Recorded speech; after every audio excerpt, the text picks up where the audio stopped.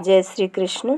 आप सभी का हमारे YouTube चैनल पर हार्दिक स्वागत है। आज की इस वीडियो में आप सभी सुनेंगे माघ मास महात्म्य के 19वें अध्याय की कथा। तो आइए सुनते हैं। वह पांचों कन्याएं इस प्रकार विलाप करती हुई बहुत देर प्रतीक्षा करके अपने घर लौटी। जब घर में आई तो माताओं ने कहा कि इतना विलम्ब तुमने क्यों कर दिया।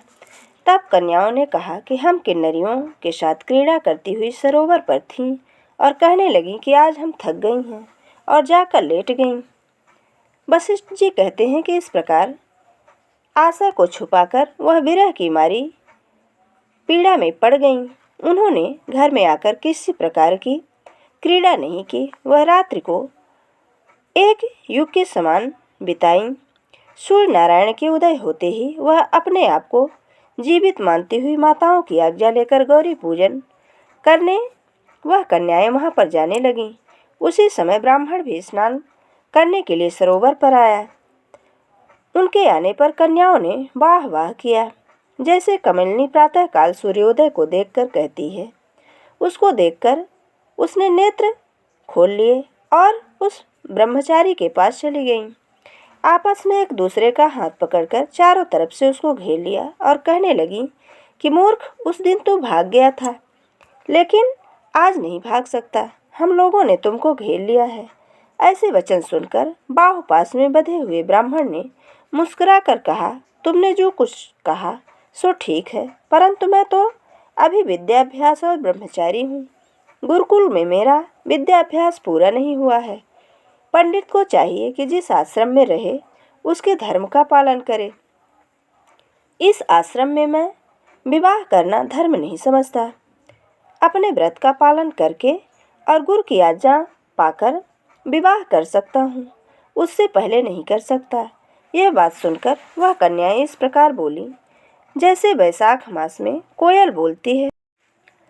वह कहने लगी कि धर्म से अर्थ और अर्थ से काम और काम से धर्म के फल का प्रकाश होता है।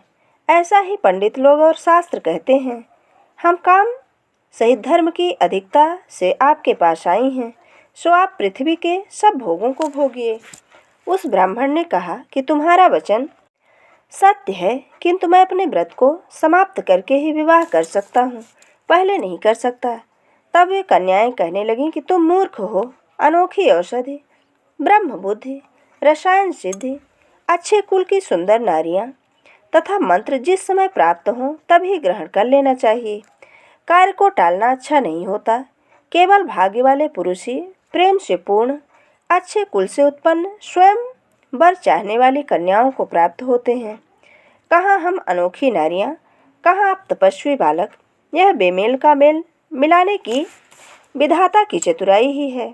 इस कारण आप हम लोगों के साथ गंधर्व विवाह कर लें। उनके ऐसे वचन सुनकर उस धर्मात्मा ब्राह्मण ने कहा कि व्रती रहकर इस समय विवाह नहीं करूँगा, मैं स्वयंवर की इच्छा नहीं करता। इस प्रकार उनके वचन सुनकर उन्होंने एक दूसरे का हाथ छोड़कर उसको पकड़ लिया। सुशील और सुरसुरा ने उनकी भुजाओं को पकड़ लिया। सुतारा ने आलिंगन किया और चंद्रिका ने उनका मुख चूम लिया। परंतु फिर उसने क्रोधित होकर उनको श्राप दिया कि तुम डायन की तरह मुझसे चिपटी हो, इस कारण पिशाचिनी हो जाओ।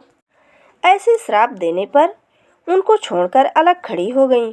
उन्होंने कहा कि हम निरपराधियों को वृथा ही श्राप दिया तुमने। तुम्हारी इस धर्मज्ञता का धिक्कार है। प्रेम करने वाले से बुराई करने वाले का सुख दोनों लोकों में नष्ट हो जाता है। इसलिए तुम भी हम लोगों के साथ पिशाच हो जाओ। तब वे आपस में क्रोध से उस सरोवर पर पिशाच पिशाचिनी हो गए और बस पिशाच पिशाचिनी कठिन शब्दों से चिल्लाते हुए अपने कर्मों को भोगने लगे। वशिष्ठ जी कहने लगे कि हे राजन, इस प्रकार वह पिशाच उस सरोवर के इधर उधर फिरने लगे। बहुत समय पश्चात मुनियों में श्रेष्ठ लोमस ऋषि पौष शुक्ल चतुर्दशी को उस अक्षोत सरोवर पर स्नान करने के लिए आए।